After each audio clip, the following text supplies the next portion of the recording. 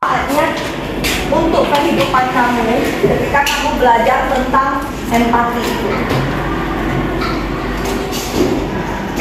Ya, dosen. Kenapa kita harus mempelajari yang tentang empati? Kita ini manusia tidak jauh dari sesama. Kita harus membutuhkan bantuan dari orang lain dan sebaliknya kita yang memberikan bantuan. Ketika kita tidak ada rasa empati, seperti contohnya si Kenji terjatuh, kita tidak ada empati menjauhinya, itu bakalan terjadi karena karma itu selalu berputar. Dan ketika kita terjatuh dan tidak ada yang membantu. Terus kalau kita ada empati, kita juga harus punya teman yang berempati supaya bisa memberi kita nasihat setiap hari atau bilangnya kita ada salah paham. Terima kasih dosen.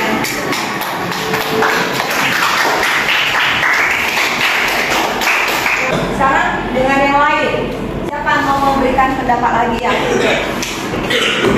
Jadi setelah saya mendengarkan penjelasan dari Pak Jokon, aku mengambil kesimpulan kalau empati itu adalah sikap rasa ingin menolong, tapi itu lebih ada rasanya dan langsung menolong. Beda dengan simpati yang hanya rasa kasihan. Jadi empati itu harus ada karena misalnya kita ambil contoh aku lah misalnya cacat. Kalau misalnya semua orang di sekitarku tidak memiliki empati, pasti aku akan dijauhi, diabaikan. Bahkan ketika misalnya aku sedang berjalan tiba-tiba terjatuh tapi tidak bisa berdiri, harus ada orang yang memiliki empati untuk membantuku naik.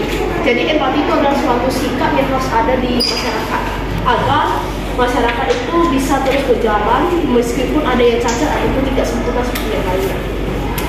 Oke, terima kasih.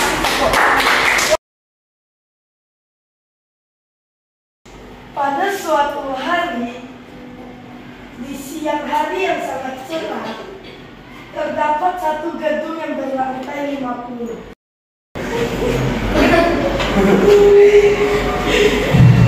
Dan terdapat anak yang berusia 12 tahun depresi dikarenakan nilainya yang sangat jelek dibanding-bandingin sama anak tetangga.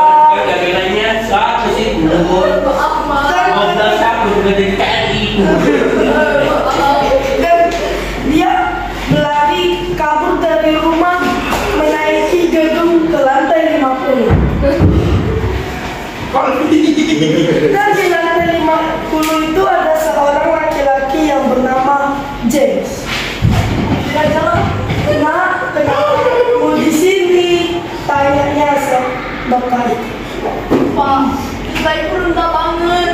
Aku ibadatin mama aku setiap hari. Padahal aku emang gak bisa pelajaran itu, tapi dibandingin terus. Otakku udah selesai nih, aku mundur aja lah. Dan bapak itu turut bersedih dan melarang anak itu untuk bunuh diri dan memberinya sedikit nasihat.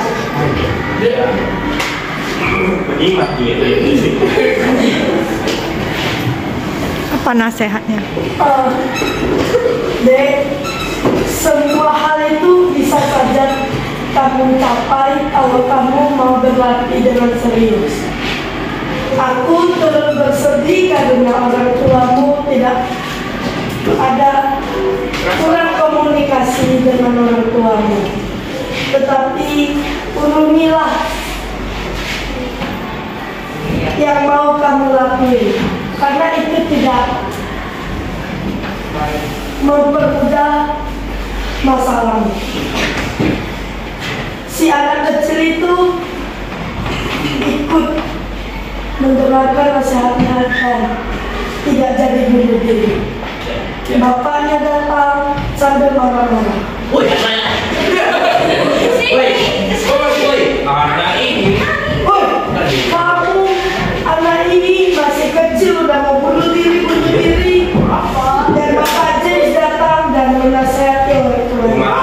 Jangan marah-marahin anak bang, dia masih kecil bang, masih rendah. Kau harus memiliki punya sifat.